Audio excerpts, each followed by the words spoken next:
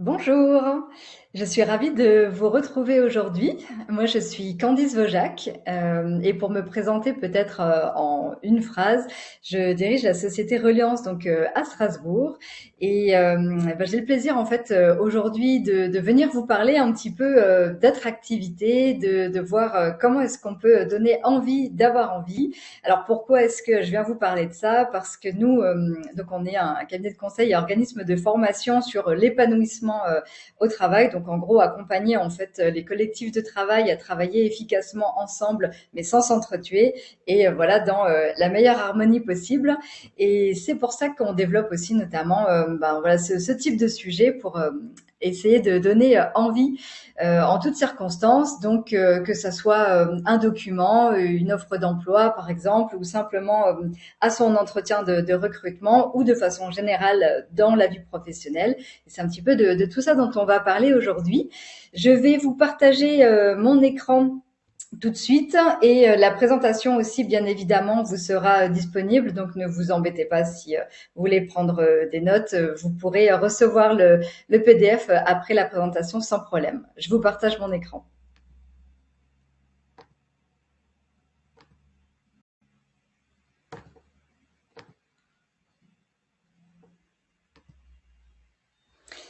Voilà, je pense que c'est bon et que vous voyez bien l'écran. Donc on est ensemble, voilà, pour essayer de regarder un peu les trois ingrédients secrets pour être attractif, donc que ça soit pour un document ou pour soi-même en tant que personne. Voilà, l'idée c'est de voir un peu qu'est-ce qui peut exister autour de ça. Alors au fur et à mesure, si vous avez des questions, des remarques, sentez-vous vraiment libre de me les poser au fur et à mesure en fonction de ce qui vous vient, et puis on y répondra. Et sinon, on est ensemble pour la prochaine heure. Alors déjà en préambule, c'est vrai que ce que je voulais vous dire, c'est que l'envie est vraiment notre principal moteur de motivation. Enfin, en tout cas pour les êtres humains de façon générale. Seulement voilà, c'est pas toujours évident de vraiment savoir ce qui nous donne l'envie d'avoir envie, comme dirait notre Johnny National.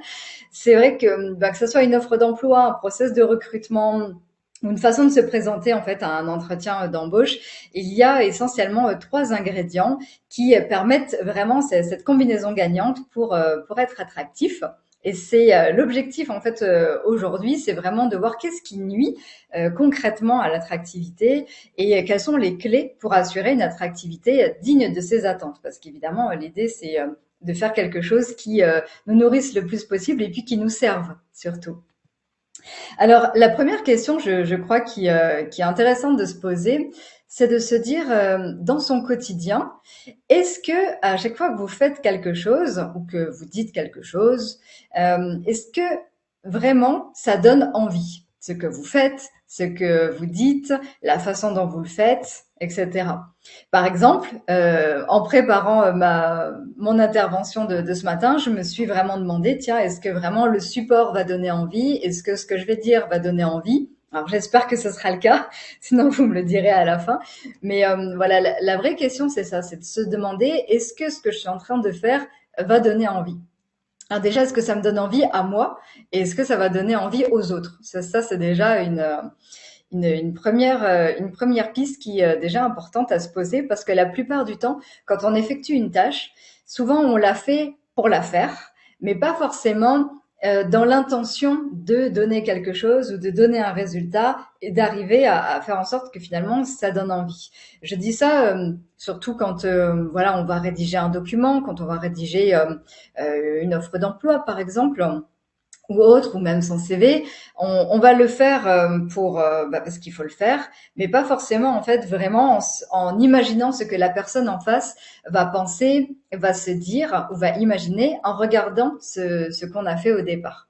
Et ça, c'est vraiment important, je pense, de se mettre à la place de la personne en face et de savoir ce qu'elle va penser, ce qu'elle va se dire et ce qu'elle va ressentir même en voyant notre présentation, et enfin notre présentation nous-mêmes, et aussi la présentation écrite par exemple. Donc cette première piste là, c'est ce qui va nous guider en fait vraiment pendant aussi tout le long de cette intervention, avant de passer vraiment plus concrètement à ce qui rend attractif. Alors, mais pour commencer, ça me paraissait important de revenir vraiment sur les moteurs de motivation. En fait, il y a trois types de motivation, hein, qui, assez simplement, la motivation externe, bah, c'est en général quand on est poussé par une force extérieure à nous. Donc, par exemple, sa hiérarchie, donc son N plus 1, par exemple, son manager, sa famille, ou une offre d'emploi qui nous attirait, par exemple. Donc ça, c'est vraiment une motivation qui vient de l'extérieur, qui va nous pousser à agir parce que il y a quelque chose qui nous y a motivé. Mais on a aussi quand même souvent une motivation intérieure, c'est-à-dire là où c'est plutôt une force qui va venir de nous-mêmes, donc sur notre pression intérieure qu'on se met souvent de nous-mêmes. Par exemple, la peur de manquer d'argent si on est au chômage, le fait de ne pas être à la hauteur lorsqu'on va passer un entretien ou lorsqu'on va faire telle tâche dans sa vie professionnelle, etc. L'idée, c'est vraiment en fait de regarder quelles sont les voix qu'on entend dans notre tête, qu'est-ce qu'on se dit à ce moment-là. Et cette motivation interne, alors elle peut être très positive, hein, et nous donner un élan et nous pousser vraiment à faire quelque chose, mais elle peut aussi souvent être un petit peu comme un auto-saboteur. Et voilà, c'est pour ça que j'appelle ça quand même une motivation. Mais parfois, cette motivation peut être un peu handicapante. Mais en fait, la motivation qui est la plus nourrissante et celle qui nous pousse le plus en avant, c'est vraiment la motivation qu'on appelle identifiée, c'est-à-dire l'activité qui fait sens pour un individu. Par exemple, un poste qui me donne envie parce qu'il est aligné avec mes valeurs, avec ma zone de compétences, ou parce que c'est un sujet pour lequel je milite, parce que c'est quelque chose qui me passionne, parce que c'est voilà vraiment quelque chose qui me fait me sentir vivant, qui me fait me sentir important, intéressant, etc. Enfin, quels que soient un peu les qualificatifs. Mais en général, ce qui fait sens pour nous est vraiment ce qui va nous motiver le plus. Et ça, on le remarque partout, hein. L'idée, c'est vraiment, enfin, je pense que vous l'avez déjà vu précédemment aussi sur le sens au travail, mais de se dire simplement que quand on fait une tâche pour faire une tâche, alors qu'on ne comprend pas à quoi elle sert, enfin son utilité et pourquoi on nous la demande, parce que pour nous ça n'a aucun sens, c'est quand même plus compliqué en général de se plier en quatre pour la faire, même si on a le goût du travail bien fait. Ben, c'est pareil en fait, pour vraiment rendre attractif quelque chose, l'idée est aussi de le relier avec le sens que ça donne, sauf que ça, ce sera vraiment différent en fonction de chaque individu. Mais par contre, ce sera vraiment toujours important de sans doute de se poser la question, vraiment de savoir, ok, qu'est-ce qui fait sens pour moi et du coup, qu'est-ce qui pourrait faire sens aussi pour les autres. Et notamment dans un collectif de travail, c'est en général assez important. Alors concrètement, en fait, qu'est-ce qui ne fait pas sens pour l'individu? Alors, je vous ai remis en fait des 5 éléments qui sont pour moi en tout cas les plus importants sur ce qui ne fait pas sens pour un individu, mais il pourrait y avoir plein d'autres choses. Là, j'ai remis les grandes familles. Si vous avez envie de me dire d'autres choses qui ne font pas sens pour vous, avec plaisir. Mais en fait, pour moi, ce qui ne fait pas sens pour un individu et ce qu'on retrouve majoritairement, hein, voilà, de façon générale dans le milieu professionnel, mais d'ailleurs aussi dans la vie en général, c'est vraiment le manque de clarté, de précision et d'information. Ça, c'est la pire chose. En fait, on sous-estime souvent ce manque de clarté, de précision et d'information. Pourquoi, en fait, est-ce que ça ne fait pas sens et que ça n'est pas très attrayant en général quand on y est confronté? C'est parce que ça nous met vraiment en insécurité. Et ça, c'est le gros danger, le gros piège de tout ça. L'idée, en fait, c'est vraiment de se dire, si j'ai pas toutes les informations pour arriver à faire la tâche que je dois faire, pour répondre à mon offre d'emploi, pour ensuite me rendre à l'entretien d'embauche, par exemple, je vais avoir vraiment beaucoup de mal à y aller en fait enfin avec tout mon entrain, tout mon courage, etc. Parce qu'il y a déjà des choses qui vont commencer à grincer. Pareil, en fait, dans le manque de soins apportés, alors soit une présentation écrite ou une présentation orale, c'est aussi quelque chose qui peut un peu gratter en se disant, voilà, c'est là j'ai vu cette annonce par exemple, mais franchement on dirait un torchon, un recruteur qui voit un CV et qui se dit mais qu'est-ce que c'est que ce CV, ça ressemble à rien, il fait 12 pages en taille Arial 10 et qui en plus qui est illisible, etc. L'esthétisme qui est apporté aussi vraiment à une présentation permet vraiment de rendre aussi un peu plus attrayant la personne qui le propose et le document aussi en tant que tel. On verra des différents exemples après. Mais au moins juste de rester sur les grandes familles des 5 éléments qui vraiment ne font pas sens pour l'individu, voire au contraire qui nuisent complètement en fait à l'attractivité. Pareil pour le manque de perspective. Pourquoi en fait le manque de perspective? C'est-à-dire on n'arrive pas à se projeter, on n'arrive pas à voir au-delà, par exemple d'un poste, de se dire qu'est-ce que je vais pouvoir faire après, quel va être le sens de ma carrière, la suite de ma carrière aussi.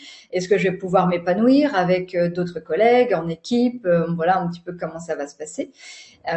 Et ça peut créer aussi parfois des incohérences de se dire j'ai cru que le poste voilà était plutôt sous cet angle-là, alors que finalement à la lecture de l'annonce je me rends compte que c'est peut-être pas exactement ça. Du coup ça crée un petit peu des bugs d'information dans le cerveau et on sait plus trop où on est et on se dit que déjà ça commence à être bizarre. Alors pourquoi en fait tout ça nuit à l'attractivité, donc le manque de clarté, le manque de soins apportés, le manque d'esthétisme, de perspective et les incohérences. Parce que vraiment, en fait, ça allume, on va dire, des voyants dans notre tête qui nous font dire que là, c'est bizarre, il y a un danger. Et surtout, en fait, ça ne respecte pas nos besoins en général. Et c'est pour ça que je vous disais que le danger, c'est vraiment l'insécurité, voilà, l'insécurité que ça va créer, le manque de reconnaissance, d'épanouissement, etc. Alors, pour en fait répondre à tout ça, pourquoi est-ce que ça ne fait pas sens et pourquoi en fait ça nuit à l'attractivité? Basiquement, je suis revenue en fait sur la pyramide de Maslow que vous devez sûrement déjà connaître. Euh, donc la pyramide de Maslow, c'est en fait de voir que si tous nos besoins ne sont pas remplis, on aura vraiment plus de mal à se mettre en mouvement et à se mettre en action.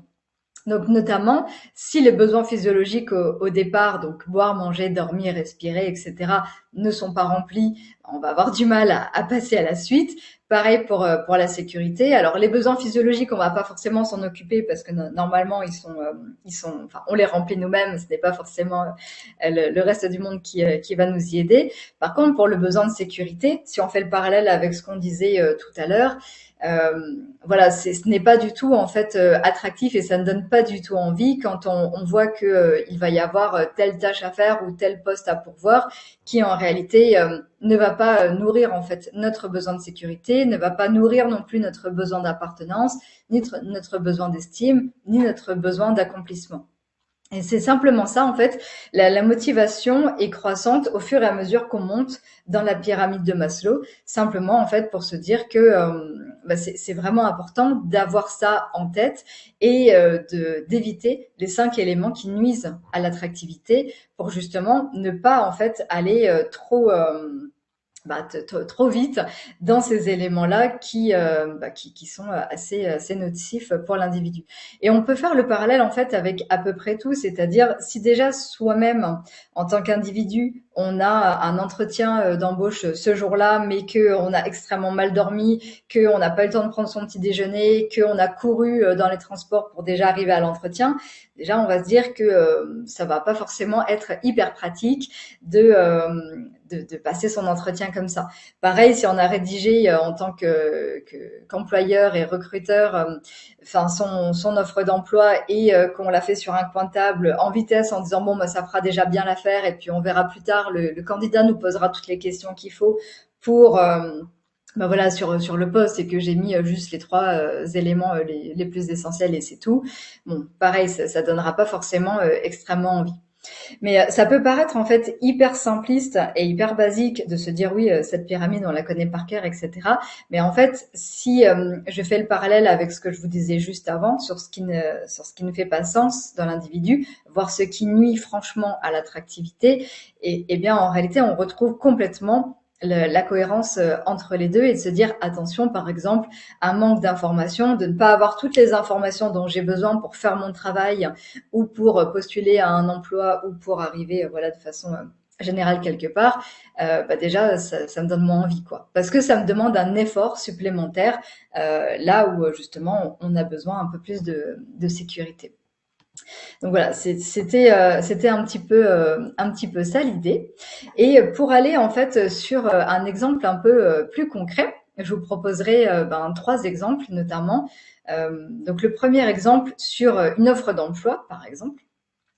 Je vous ai mis deux exemples.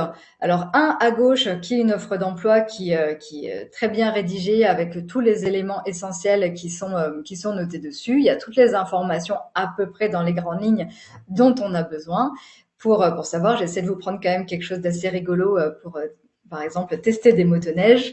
C'est plus tout à fait de saison, mais voilà. Et c'était sympa.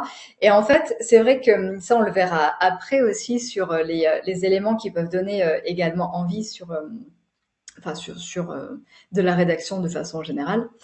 Mais là, en tout cas, il y a toutes les informations, tous les éléments, mais c'est vrai que peut-être sur le design, c'est pas forcément le plus sexy. Et je vous ai mis à droite des exemples que nous, on peut faire. Donc d'ailleurs, c'est l'exemple que je prendrai puisque c'est l'exemple que je connais le mieux forcément, puisque nous, on le fait aussi comme ça sur nos process de recrutement. Mais voilà, en fait, on va faire des petites infographies comme ça. Alors là, c'est pas l'annonce d'emploi en elle-même, mais au moins juste la première page qui explique en fait qui on est, ce qu'on fait, notre ADN, et en une page, en fait, tiens, finalement toute la vie de l'entreprise, c'est-à-dire qui on est, notre ADN, nos valeurs et ce qu'on fait. Et ça, pour moi, c'était extrêmement important de voir aussi, très concrètement, que la personne, en un coup d'œil, elle puisse avoir tout d'un coup toutes les informations.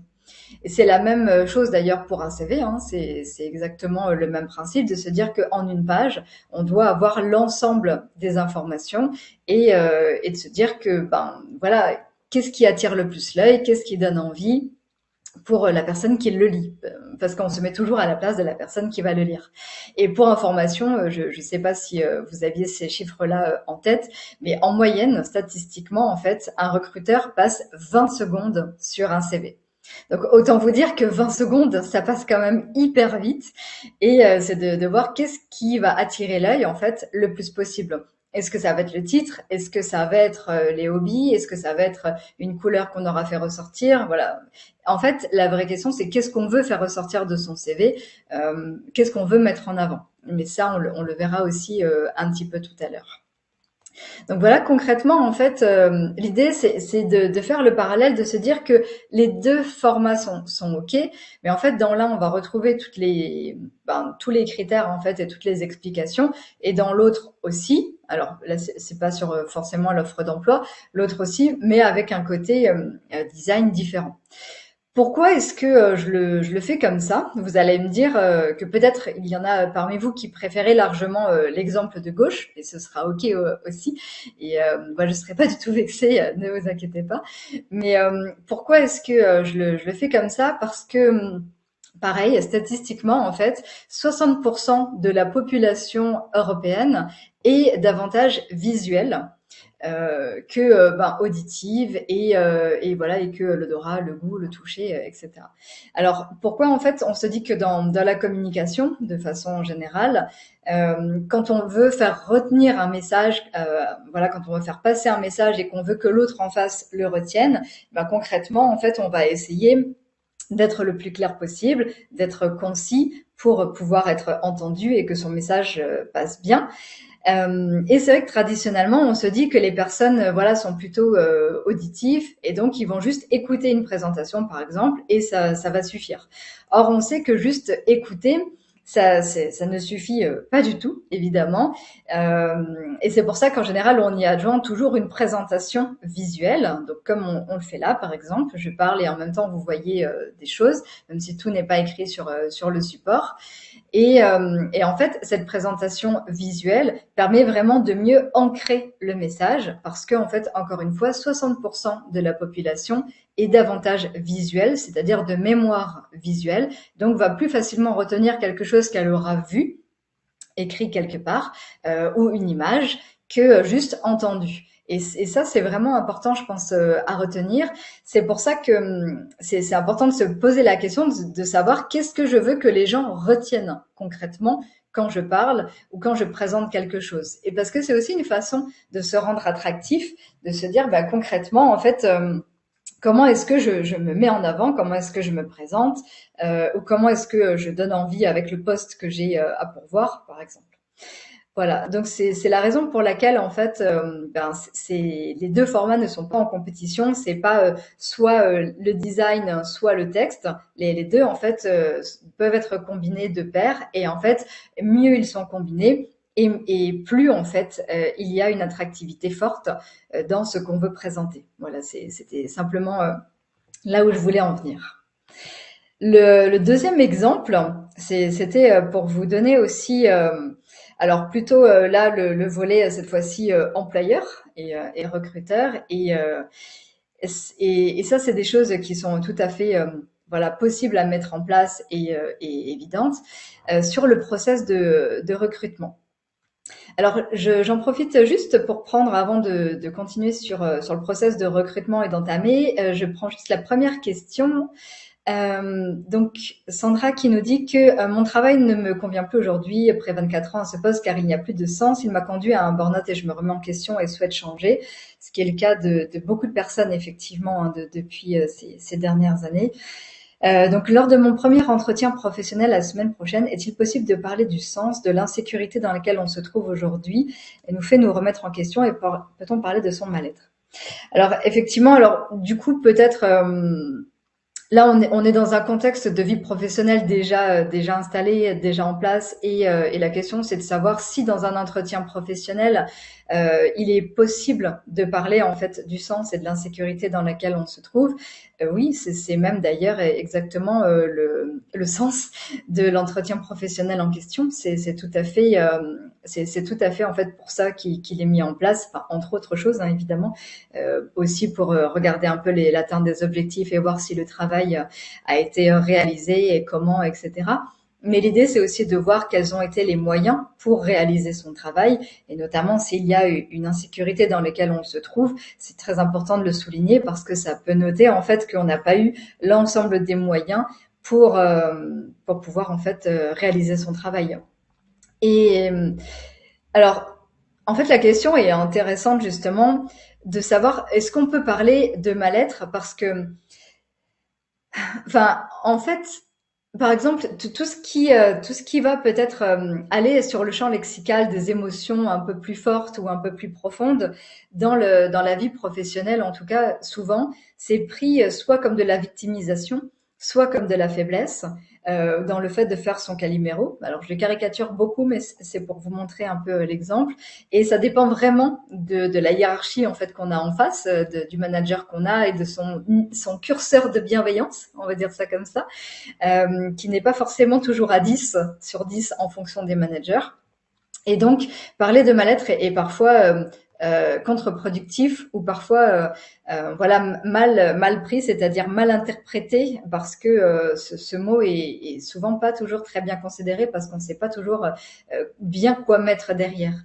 Et donc, plutôt que de parler de mal-être, je parlerai plutôt des faits concrètement qui fait que vous ne vous sentez pas très bien dans votre poste, à votre travail, et qui fait que concrètement, en fait, vous n'avez pas l'ensemble des moyens pour réaliser en fait le travail de qualité tel que vous aimeriez le faire. Parce que la plupart du temps, c'est ça le vrai sujet en fait, c'est de se dire que je n'ai pas les moyens de faire la qualité du travail tel que je l'aimerais. Et la plupart des gens qu'on rencontre nous, enfin 98% des agents en fait qu'on rencontre, des managers aussi hein, d'ailleurs, lors d'entretiens individuels par exemple, lorsqu'on fait des accompagnements, tous, enfin voilà, je vous dis 98% ont une vision assez haute de la qualité du travail en fait qu'ils aimeraient réaliser, mais en sont empêchés par des conflits de valeurs souvent, par un problème de sens au travail, mais ça c'est plus un problème du coup perso et individuel parce que je m'interroge sur mon travail. Mais ça peut être aussi parce que je cautionne pas ce que mon travail me fait faire, parce que les tâches sont inutiles, parce que ça fait perdre du temps, ou parce que c'est pas harmonieux au sein de l'équipe, etc. Parce que les objectifs sont pas clairs, parce que la fiche de poste n'est pas bien établie, parce qu'on n'a pas les moyens matériels, par exemple, de travailler, parce que je sais pas, le logiciel bug tout le temps, par exemple, qu'on utilise ou autre. Donc c'est plutôt sur ces éléments je dirais un peu plus factuel. Ça peut être la circulation d'informations, ça peut être le process de décision, par exemple, pour voilà quand quelque chose doit être réalisé, l'organisation du travail de façon générale ou les relations au sein de l'équipe. Tout ça, en fait, peuvent conduire aussi à un mal-être et il faudrait voilà en savoir un petit peu plus. Mais mais c'est une question intéressante si on la relie en fait à l'attractivité, parce que justement, rester dans son attractivité, enfin maintenir son taux d'attractivité, on va dire ça comme ça plutôt, pour soi-même et du coup pour l'autre en face, ça va vraiment être de rester dans sa cohérence à soi et dans son authenticité aussi à soi. Donc son authenticité, ça va être de dire vraiment voilà comment je me sens, voilà ce que je ressens, voilà ce que je vois dans le poste et qui ne me convient pas au regard de ce que j'aimerais réaliser comme travail et comme qualité de travail. Mais par contre, effectivement, et ça je sais que c'est pas évident, mais de se mettre en situation en fait de critiquer par exemple un collègue, de critiquer un process, de critiquer enfin voilà d'autres supérieurs hiérarchiques par exemple ou autres, ou de se critiquer soi-même, encore pire. euh, enfin voilà, risque de ne pas forcément favoriser son attractivité. Et c'est pour ça que la question du mal-être, je trouve qu'elle est un petit peu délicate parce que c'est pas toujours évident en fait de parler de ça en étant bien compris par l'autre. Et pour éviter d'être mal compris, voilà, autant peut-être passer sur des choses qui sont un peu plus objectivées, simplement. Voilà. Mais c'est encore une fois qu'une question de point de vue.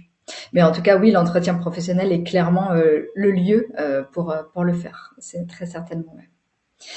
Donc voilà, merci pour la question. En tout cas, c'est vrai que ça nous ouvre la perspective d'une façon aussi plus large. C'est que moi, je l'ai centré vraiment sur la partie comment donner envie de façon générale, mais plus sur le volet emploi. Mais par contre, sur le poste déjà en tant que tel, avec plaisir pour aussi faire le parallèle sur tout ça.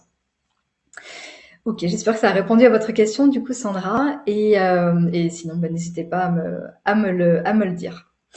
Alors sur le process de recrutement, du coup, pour venir sur ce deuxième exemple, l'idée en fait ici, alors ça c'est l'exemple que nous on a fait, mais évidemment il y a 36 milliards d'autres exemples possibles. C'est nous, on utilise en fait voilà une plateforme en ligne où on a fait en fait un parcours de recrutement mais sous forme de jeu de recrutement. Donc c'est un parcours qui est assez ludique mais en même temps très exigeant puisque comme vous le voyez en fait il y a à chaque fois chaque petite capsule et notamment au moment où on parle de la perception qu'ils ont de l'entreprise et la perception du métier, ils ont en fait un petit QCM à remplir et l'idée, en fait, c'est de voir s'ils ont bien compris la perception du métier, parce qu'on l'explique juste avant, et s'ils ont bien compris la perception de l'entreprise. Et seuls les candidats qui ont eu suffisamment de bonnes réponses, en fait, peuvent trouver le trésor, on va dire, et nous envoyer leur CV. Mais en fait, c'est un parcours qui permet vraiment déjà d'avoir des candidatures ultra qualifiées qui, du coup, se sont déjà vraiment intéressées à nous, à ce qu'on fait, au métier, et qui, du coup, sont en capacité de répondre. Alors ça, c'est la version peut-être on va dire ultime parce que nous on n'a pas forcément envie de perdre du temps sur des candidatures etc et on en a beaucoup aussi mais c'est simplement pour vous montrer en fait le fait de faire les choses aussi en séquence et de vraiment à chaque fois savoir là où on en est et de quoi il s'agit. Et que souvent, en fait, dans un parcours de recrutement, c'est parfois un peu brouillon parce que on n'a pas modélisé, en fait, vraiment l'ensemble du process du parcours de recrutement. C'est-à-dire que je vais écrire mon offre d'emploi parce que j'ai un emploi à pourvoir et ensuite, voilà, qu'est-ce que j'en fais? Est-ce que je le mets sur les réseaux sociaux? Est-ce que je le fais passer au service des ressources humaines? Alors très certainement oui, très certainement les deux. Mais comment est-ce que en fait je fais vivre finalement ce parcours de recrutement et cette offre d'emploi que j'ai lancé comme une bouteille à la mer? Et c'est ça l'idée en fait, c'est de se dire de modéliser son parcours, vraiment de le dessiner, de se dire, OK, étape 1, je rédige mon annonce. Étape 2, je la fais connaître, donc auprès peut-être de services des ressources humaines, sur les réseaux sociaux, sur la bourse à l'emploi, sur voilà X ou Y choses. Mais en tout cas, de multiplier les canaux pour vraiment faire connaître son annonce et son besoin, finalement, qu'on cherche quelqu'un. Et ensuite, quand le candidat commence à rentrer dans le parcours, quelles sont les étapes? Est-ce qu'il va répondre à une annonce et si oui, est-ce que c'est par une adresse email? Est-ce que c'est par un formulaire de contact? Est-ce que c'est par, comme dans notre cas, un petit jeu pédagogique sur un logiciel particulier? Voilà, quelles vont être ensuite les différentes étapes? Et c'est ça qui est extrêmement important.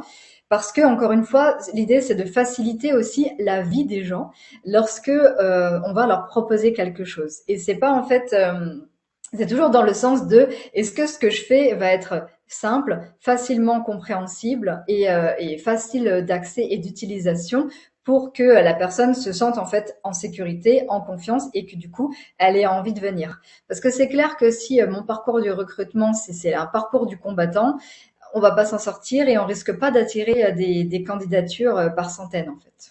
Juste par dizaines, ce serait déjà pas mal.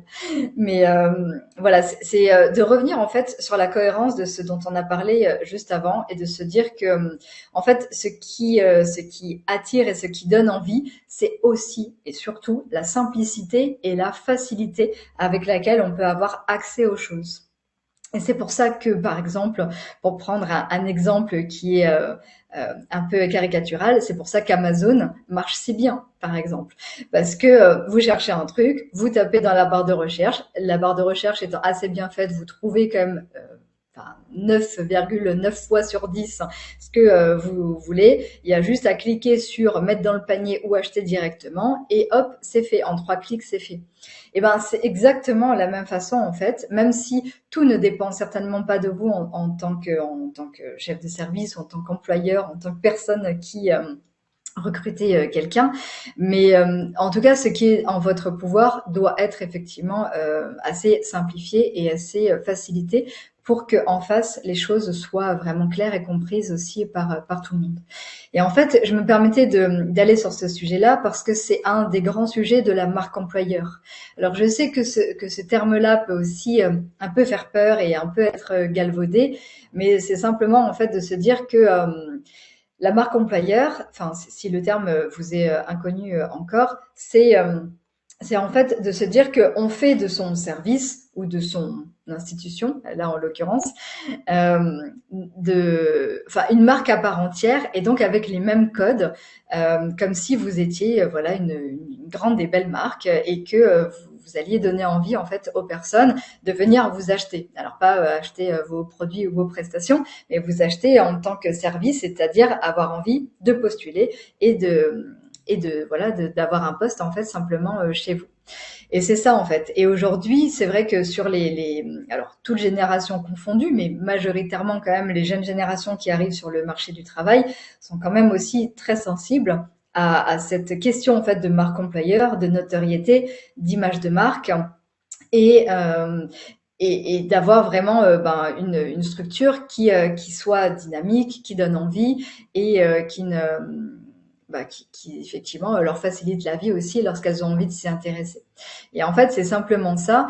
Et ça marche d'ailleurs. Enfin là, j'axe beaucoup sur le côté emploi, mais ça marche aussi en fait vraiment quand on est déjà en poste, de se dire comment est-ce que je peux faciliter la vie de mon chef, de mes collègues, de mon équipe de façon générale, pour que les choses soient le plus fluides possible.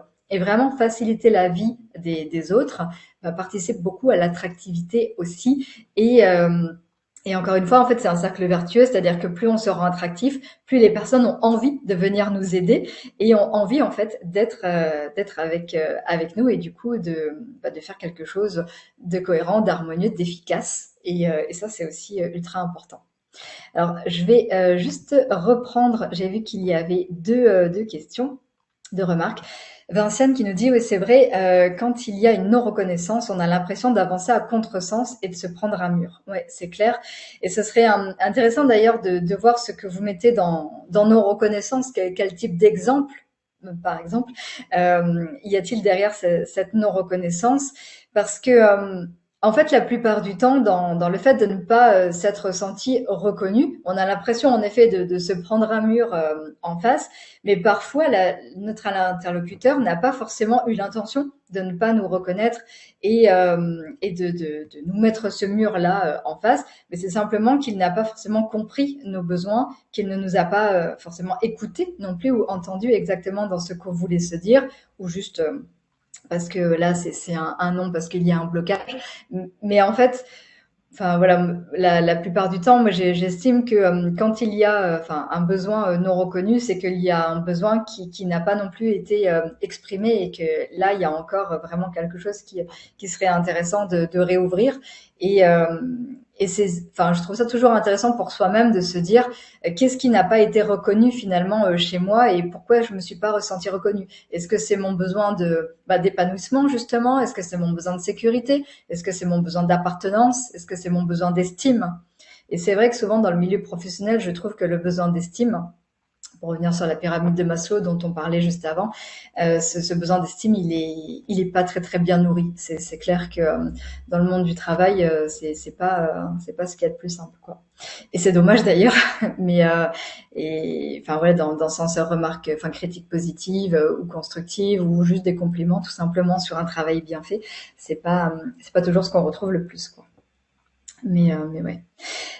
Ensuite, il y avait une deuxième question. Donc Ginette qui nous dit, il y a des personnes qui sont vraiment motivées pour travailler et qui sont assidues et efficaces une fois sur le terrain, mais malheureusement qui ne savent pas se vendre lors des entretiens et n'arrivent pas à passer cette étape. Voilà, je parle pour moi, que faire? On y vient, Ginette, justement.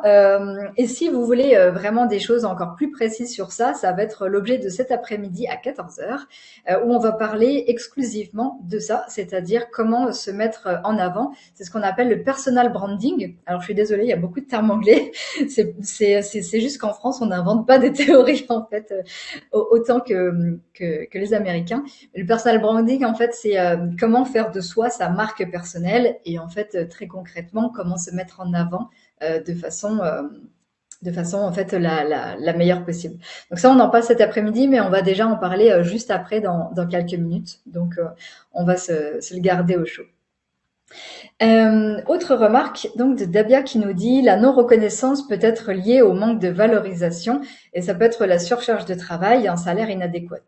Oui, clairement, effectivement. En fait, là, on va revenir sur les moteurs de motivation. Ce qui est hyper intéressant de voir, c'est que lorsque on a un emploi qui couvre à peine en fait nos dépenses courantes et nos charges fixes, on va dire, dans notre vie perso, mais que cet emploi voilà anime vraiment quelque chose chez nous et fait qu'on s'épanouit et fait que on y trouve un vrai sens et qu'on a l'impression d'être à sa place, la question de l'argent va être un petit peu moins importante, en tout cas va passer parfois un peu au second plan. Alors, ça dépend des personnes, mais majoritairement, en tout cas selon les études, c'est ce qui est montré. Mais en fait, la plupart du temps, c'est que les facteurs se combinent, c'est-à-dire que non seulement le salaire ne nous apparaît pas en adéquation parce que justement les tâches nous apparaissent trop importantes, d'où la surcharge de travail, ou trop complexes pour le salaire, et qu'en plus il n'y a pas la valorisation qui va avec. Mais la plupart du temps, ce qui est vraiment intéressant de constater, c'est qu'on pourrait passer outre, en fait, enfin, ou en tout cas, s'accommoder d'un salaire un peu moins important ou d'une surcharge de travail, enfin voilà, en toute proportion gardée, bien sûr, si la valorisation est présente. Et c'est pour ça que je vous disais que le besoin d'estime, en fait, est vraiment celui qui est le plus important, enfin, et le moins bien nourri dans le monde professionnel. Simplement, en fait, pour se dire que c'est des choses aussi qu'on peut demander. Et la question du feedback, la question en fait de se dire qu'est-ce que tu penses de mon travail? Est-ce que quand j'ai fait ça, ça te paraît correct? Ou est-ce que tu penses qu'il y a des choses qu'il faudrait améliorer?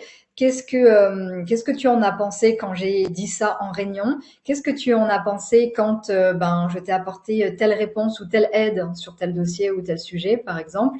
Et c'est des vraies questions. Alors qui peuvent sembler extrêmement délicates à poser parce que c'est pas naturel en fait d'aller les poser. Mais je pense qu'on gagnerait vraiment beaucoup à les poser et que les personnes majoritairement vous répondent sur ça et vous répondent en plus avec précision. Et après, dans l'autre volet, si vous êtes en posture de management, la question du feedback est vraiment la clé, en fait. Alors, pour créer une attractivité aussi dans l'équipe, c'est vraiment la clé. Et c'est ce qui fait qu'on a envie d'ailleurs de travailler ensemble la plupart du temps. C'est de faire ces feedbacks, de dire, ben, tu vois, quand tu as fait ça, j'ai beaucoup apprécié. Quand tu as... Enfin, le fait que tu m'aies remis, je sais pas, telle note d'information ce matin à 9 heures parce que j'en avais impérativement besoin pour ma réunion suivante, bah, ça m'a beaucoup aidé, donc je te remercie beaucoup. Voilà, ce genre de feedback en fait précis et constructif, ben, nourrit vraiment la personne en face et ça c'est extrêmement important. Mais le feedback aussi quand on a des choses à redire sur le travail est également en fait aussi important parce qu'en fait si on n'a jamais de retour sur ce qu'on fait, ben, on est perdu, on n'a pas de cadre et en fait justement c'est tout l'objet de ce qu'on se dit ce matin, c'est que donner un cadre et une cohérence, c'est ce qui permet en fait de pouvoir se sentir en sécurité et de se lâcher et de pouvoir aussi donner le meilleur de son potentiel. Et donc, Sandra, vous me dites, donc je suis reconnue RQTH, c'est ce qui pose des problèmes à mon employeur alors que j'ai tout fait pour que ça se passe bien. Ma question est, faut-il en parler lors d'un entretien et d'une maladie pro qui en découle? Ça, c'est une question effectivement qui est extrêmement, ouais, extrêmement sensible, je dirais, parce que ça dépend vraiment en fait de votre niveau à vous de savoir si vous vous sentez à l'aise avec la question ou pas. C'est presque une question en fait d'affirmation de soi, je dirais, pour élargir un peu le regard. Le regard. Euh, mais si en tout cas vous me demandez mon avis, mais ça ne restera que mon avis et que vous avez le droit de ne pas être d'accord, moi je pars du principe effectivement qu'il est toujours intéressant d'être authentique et de rester en fait dans sa sincérité lors d'un entretien, mais de ne pas rester dans une naïveté non plus. C'est-à-dire d'effectivement de dire écoutez oui voilà. Voilà en fait ce qui fait aussi mon caractère unique, justement, dans le fait que je sois reconnue RQTH par exemple, qui est une maladie pro qui en découle, mais par contre j'en suis bien consciente et je suis vigilante à réaliser mon travail de la meilleure façon possible. Voilà, éventuellement j'ai besoin de tel aménagement, etc. Mais par contre ma priorité ou mon intention c'est que le travail soit correctement fait. J'ai envie d'être là, j'ai envie d'être à ma place, etc. Et c'est ça qui fera une collaboration durable en fait, c'est de se dire que bah oui, je suis consciente que j'ai peut-être quelque chose qui est différent par rapport aux autres. Malgré tout, en fait, ma motivation reste présente et c'est ça qui est aussi important. En fait, les personnes, enfin ça, on va y venir juste après. Vous le verrez dans la conclusion, mais du coup, j'anticipe un petit peu. Mais en fait, le seul et unique vraiment grand besoin, si on devait retenir qu'une seule chose aujourd'hui, c'est que les personnes, en fait, en face de vous, vos interlocuteurs, et vous-même d'ailleurs, enfin et moi-même aussi, on a simplement besoin d'être compris, et c'est tout en fait, d'être compris dans ce qu'on cherche et dans ce dont on a besoin. Et donc à partir du moment où l'employeur en face est compris dans le fait qu'il a besoin de quelqu'un pour travailler et pour réaliser telle et telle tâche, et que vous avez compris ce qu'il veut, ce dont il a besoin et dans quelles conditions il va falloir le faire, et qu'en même temps lui, il a compris aussi ce dont vous avez besoin. Il n'y a pas de raison que ça marche pas, en fait. Mais par contre, ça demande quand même un petit effort d'arriver à se comprendre et à bien reformuler les choses et surtout à bien percevoir les motivations en face et l'intention que l'autre a en face. Et voilà. Et souvent, cacher les choses ne servent pas forcément la relation par ailleurs, quoi. Je vous dis ça, mais bien sûr qu'il y a des exceptions à la règle, parce qu'en même temps que je dis ça, je pense à une femme qui arriverait en entretien d'embauche et qui sait déjà qu'elle est enceinte. Voilà, par exemple, je pense que ça pourrait être un contre-exemple de choses qui seraient peut-être délicates à dire dès la première embauche, quoi. Mais ça, malheureusement, c'est encore un autre sujet sur encore les stéréotypes et le sexisme qui existent. Mais voilà, en tout cas, ce que je voulais dire, c'est que si on veut s'inscrire dans une relation durable et dans une efficacité durable aussi, je pense que c'est important de venir avec toutes les armes qu'on a en soi et tout ce qui fait son caractère unique aussi. Ça, d'ailleurs, on va le voir juste après. Mais je vais poursuivre. Juste avant, dernier petit point. Donc Dabia qui nous dit: aujourd'hui, je pense que même si on aime ce que l'on fait et que le salaire est insuffisant pour couvrir ses charges, la vraie question est de savoir doit-on poursuivre un emploi où le salaire ne couvre pas nos charges. Ben, ça, en fait, j'ai envie de dire, il y a que vous qui savez. Parce qu'à un moment, il y a quand même des priorités aussi, en fait, dans la vie. Enfin, je veux dire, il y a des contraintes et il y a des exigences qui font qu'à un moment, il faut bien qu'on paye son loyer et la nourriture et voilà. Donc, ça peut peut-être, enfin, l'idée c'est peut-être de se mettre d'accord avec soi-même, de se dire que pendant un temps donné, par exemple, bah, je suis d'accord de faire ce travail pour un temps parce que ça va m'apporter une expérience, parce que ça va m'apporter un épanouissement, mais qu'après, en fait, je vais pouvoir bah, changer de travail, bah, par exemple, pour mieux couvrir mes charges ou d'accepter de faire un gros travail de compresser ses charges hein, parce qu'on a vraiment envie de rester dans ce poste, par exemple. Mais c'est sûr que arriver à réconcilier les deux, enfin, nécessitera forcément un arbitrage en fait de sa part, de savoir qu'est-ce qui est le plus important. Est-ce que c'est me lever le matin, enfin tous les matins en étant heureuse d'aller faire ce que je fais, ou est-ce que ben c'est de me galérer à chaque fin de mois sur les factures à payer en fait. Et à un moment il y a aussi des réalités. Donc c'est qu'est-ce qui est tolérable et qu'est-ce qui n'est pas tolérable en fait. C'est ça la vraie question. C'est jusqu'où je peux faire des compromis et jusqu'où bah vraiment c'est pas possible d'en faire quoi. Donc voilà. Anthony nous dit ne pas donner de consignes, hein, de feedback à un agent et de toujours renvoyer un constat négatif est-il constitutif d'un harcèlement pro? Voilà une excellente question. Alors bon, promis, on aura le temps d'avancer. Hein, j'avancerai un petit peu plus vite, mais je pense que c'est des questions qui sont aussi importantes. Donc, ne pas donner de consignes ni de feedback et de toujours envoyer un constat négatif. Est-ce que c'est constitutif d'un harcèlement? Alors non. Non, mais ça peut y contribuer. Alors déjà, juste pour revenir sur la notion de harcèlement, il n'y a qu'un juge qui peut qualifier s'il s'agit d'un harcèlement ou non.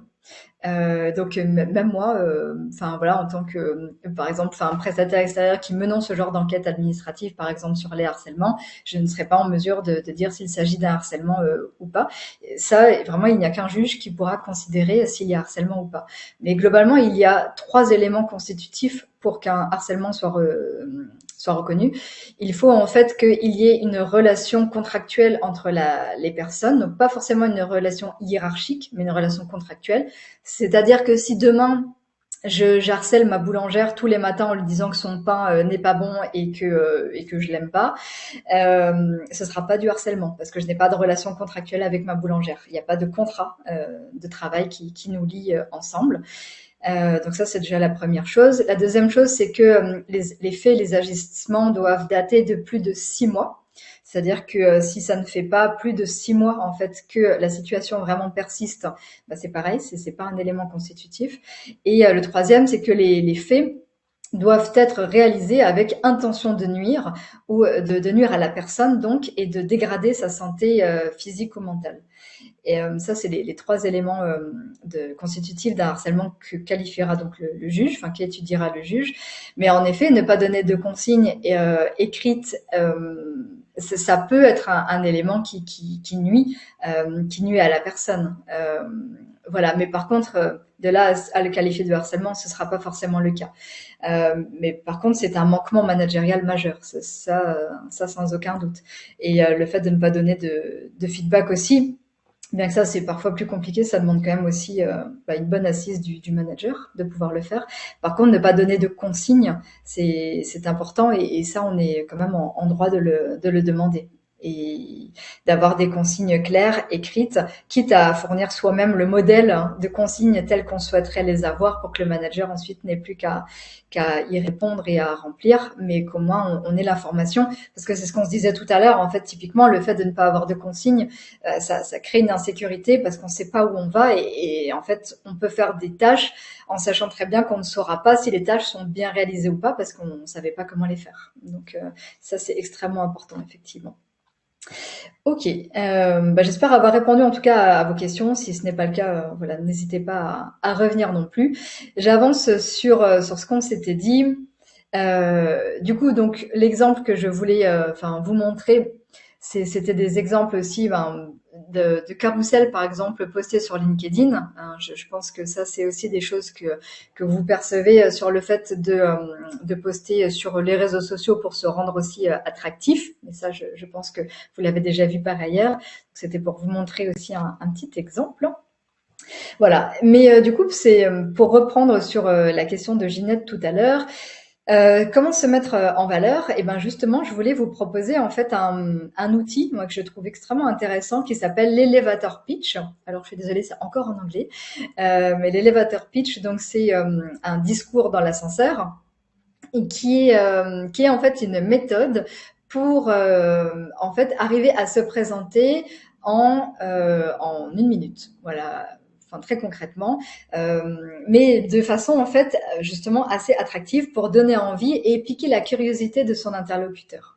Alors pour peut-être faire la théorie avant la pratique, l'elevator pitch, donc l'art de convaincre en 1 minute, c'est d'abord 5 secondes, une petite introduction, 10 secondes sur sa présentation, 10 secondes sur les problèmes ou les faits, enfin en gros ce qui doit être résolu. Dans le cas d'une offre d'emploi par exemple, c'est le poste à pourvoir, hein, très concrètement.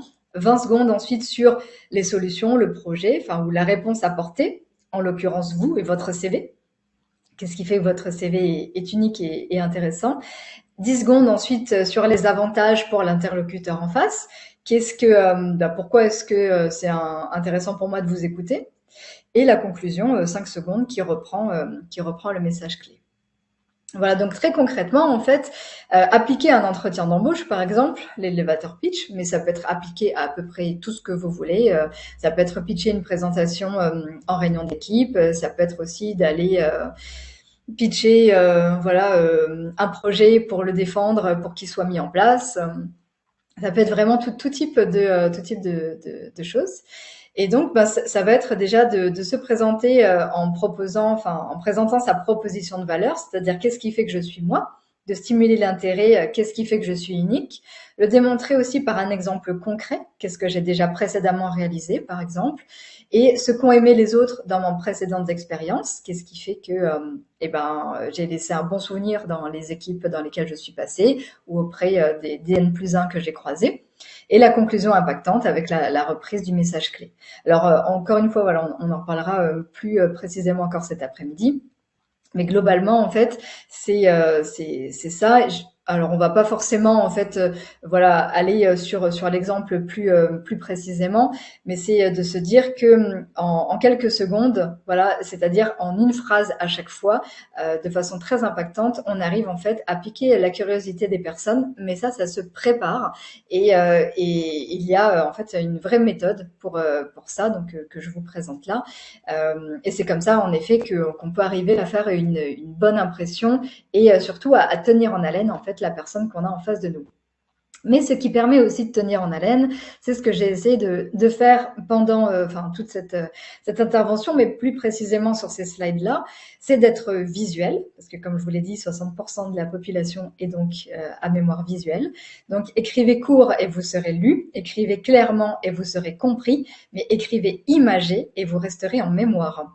Ça, c'est Pulitzer qui le disait, que en fait les images les plus fortes sont les images visuelles. Par exemple, si je vous dis ne pensez pas à un chat, le premier truc que vous allez faire, c'est penser à un chat. Et ça, c'est vrai en fait tout au long de sa vie professionnelle. Et donc vraiment en fait les métaphores ou illustrer avec des images, etc., permettent vraiment de rendre plus attractif aussi ce qu'on est en train de dire ou de faire et de donner plus de poids à tout ça. Pareil, le fait que ça soit rythmé, c'est-à-dire qu'une tâche finit par occuper tout le temps qu'on lui laisse. Ça, c'est la fameuse loi de Parkinson. Et on le voit bien en réunion, hein, quand on finit par débattre des heures sur un truc, c'est parce que on avait 2 heures de réunion, du coup, on a débattu 2 heures sur un truc. Alors que si on cadre en fait de façon rythmée, la tâche ne prend que le temps qu'on lui laisse. Ça, c'est toujours aussi important de s'en rappeler. Le fait que ça soit aussi un peu ludique, c'est-à-dire que ça donne envie, alors soit par l'esthétisme, soit par le soin apporté, mais en fait très simplement aussi par les images qui ont été choisies par exemple, ou par un côté un peu plus pédagogique, tout simplement. Et le fait d'être écrit, parce qu'encore une fois, ça permet de voir ce qu'on est en train de dire aussi. Et donc, c'est Jules Renard qui nous disait ça, que écrire, c'est une façon de parler sans être interrompu. Et c'est une excellente façon effectivement de voir les choses parce que ça permet de faire passer son message, parce que l'autre va le lire, même si vous ne lui avez pas forcément exactement dit de la même façon à l'oral.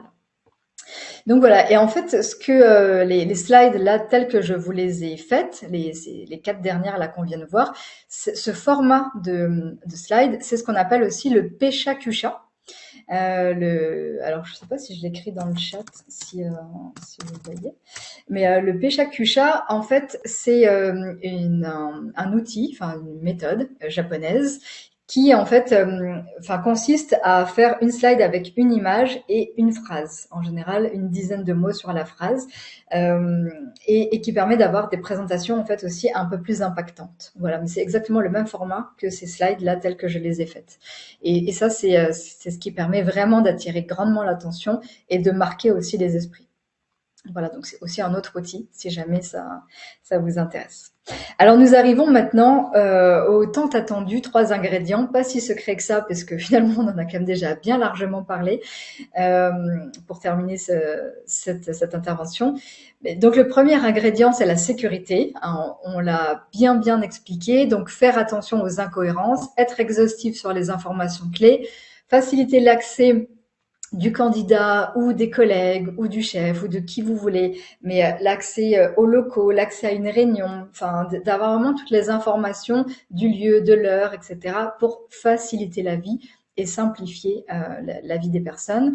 Faciliter l'accessibilité aussi des personnes, donc pas forcément avoir 36 clics pour arriver au lien, pas faire un parcours du combattant pour réaliser telle tâche, vraiment du simple, du facile pour se mettre à la place de l'autre.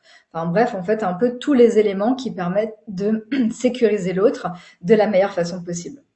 Il y en a sûrement d'autres, mais voilà, c'est simplement ça. Deuxième ingrédient, c'est la reconnaissance. Donc, on en a largement parlé aussi. Donc, le soin apporté. Est-ce que ce que j'ai fait me donnerait envie de le faire ou envie de le lire? Et ça, c'est extrêmement important de se dire, OK, là, je viens de faire ça. Est-ce que moi, déjà, ça me donne envie? Ou est-ce que déjà, rien que moi, je me dis, ah non, c'est pas terrible et j'ai pas du tout envie de regarder ça. L'esthétisme, la qualité du rendu, comme on se l'est dit, est vraiment essentielle. Mais au-delà, en fait, dans la reconnaissance, c'est ce qu'on se disait tout à l'heure, c'est être considéré et être compris. Et si vraiment il y avait qu'une seule chose que vous devriez retenir, en fait, de ce qu'on s'est dit ce matin, c'est que l'autre, enfin, et nous, du coup, a vraiment besoin d'être considéré et d'être compris. À partir du moment, en fait, où ils se sont considérés, où ils se sont compris, il n'y a plus en fait de difficulté sur la façon en fait d'être en relation ou de travailler ensemble et du coup l'attractivité s'en trouve aussi décuplée par rapport à ça. Et c'est pareil en fait donc pour soi, si je me sens considérée, si je me sens compris, alors je vais être plus à même d'être en lien avec l'autre et de rentrer en relation, d'effectuer ma tâche, etc. quoi. Et ça c'est vraiment aussi extrêmement important. Et enfin, donc, le fait de faire rêver, c'est-à-dire de raconter une histoire, de donner par exemple le sens du poste, de l'offre, de son parcours, mais en tout cas de l'expliquer vraiment comme une histoire. Et c'est aussi le principe du storytelling, si vous connaissez, si ce terme-là vous parle, mais aussi ça vous parle moins peut-être que Père Castor, vous parlerez plus, mais ça c'est vraiment une question de génération. C'était un dessin animé où Père Castor racontait des histoires à ses petits-enfants castors Et en fait, de rien, il en faisait une histoire qui durait tout un épisode et il le racontait vraiment sous forme d'histoire. Là, il nous est arrivé ci, il y a eu un monstre qui est arrivé là, enfin voilà, etc. L'idée, c'est vraiment de faire rêver et de le raconter sous forme d'histoire parce que, comme on l'a dit, l'idée étant vraiment en fait toujours de rester en fait dans le fait d'accrocher la personne, de donner envie et l'image visuelle, comme on se l'est dit, la représentation visuelle, c'est ce qui permet aussi le mieux en fait d'accrocher et de piquer la curiosité de la personne en face. Voilà, on a une remarque donc de Ginette qui dit: moi j'ai postulé pour les offres d'agents d'entretien dans des lycées et collèges. J'ai des expériences et une formation dans le domaine. Est-ce que l'âge aussi peut jouer dans ce cas? Ce n'est pas parce qu'on a plus de 50 ans qu'on ne serait pas performant. Ben non, mais exactement, mais pas du tout. L'âge, l'âge en fait, alors l'âge fait partie des stéréotypes qu'on a encore. Ça c'est clair. L'âge, le sexe, le genre, c'est encore des stéréotypes qui ont la peau dure, c'est clair. Mais justement, l'idée en fait, quel que soit son âge, quel que soit qui on est, c'est si en fait on arrive suffisamment à sécuriser l'autre justement en expliquant bien son parcours, qu'on a apporté la preuve de son parcours dans ses expériences et qu'on a fait rêver entre guillemets, c'est-à-dire qu'on l'a fait en racontant une histoire, eh ben, il n'y a aucune raison en fait que l'âge soit un facteur déterminant et que ça soit une difficulté, bien au contraire. Et enfin, pour vous raconter une petite anecdote, mais je sais pas si on a vraiment le temps. Enfin, mais juste en 10 secondes. Une fois, en fait, nous, on a eu une personne qui a postulé, mais sur les CV, justement, dans un parcours de recrutement où il n'y a ni photo, ni âge, ni adresse, justement pour respecter la non-discrimination. Et donc là, la personne que j'ai reçue en entretien, je ne savais donc pas qui allait venir. Et quand j'ai ouvert la porte, en fait, c'est lui qui a vu mon âge à moi. Bon, c'était à l'époque et j'avais 30 ans. Et en fait, j'ai vu dans son regard qui s'est dit, parce que lui devait avoir ouais, enfin une cinquantaine d'années, et j'ai vu dans son regard qu'il se disait, c'est mort, elle m'embauchera jamais parce qu'on a 20 ans d'écart et voilà. Et pas du tout, on a fait un entretien qui s'est extrêmement bien passé. Et en plus, c'était une reconversion professionnelle puisque lui était mécanicien carrossier. Et en fait, il a tellement réussi à me vendre, en fait, entre guillemets, son parcours, qui il était, sa spécificité, le fait qu'il était unique dans ce qu'il faisait, quel que soit finalement son parcours et son métier, qu'à la fin, il m'a dit bon ben voilà, j'ai 50 ans, j'espère que ça vous dérange pas, etc. Je lui dis bah non, si ça vous dérange pas que moi j'en ai 30. Et voilà, et en fait on s'est super bien entendu et on a travaillé ensemble pendant des années. Et c'est pas du tout un souci en fait parce que justement, enfin c'est chez nous aussi que ça se passe. Parfois on se met aussi nos propres freins de se dire que l'âge va être un problème alors que pas du tout. En réalité, c'est vraiment son côté unique et qu'est-ce qui fait qu'on va arriver à donner envie aux autres, quoi. Voilà.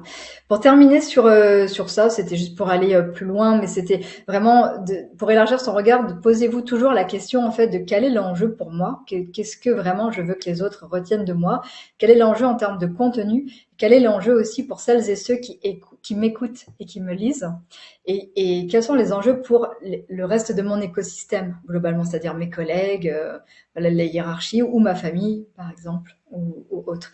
Mais toujours en fait de se poser les questions de façon plus large pour voir en fait comment est-ce qu'on peut améliorer son attractivité au mieux.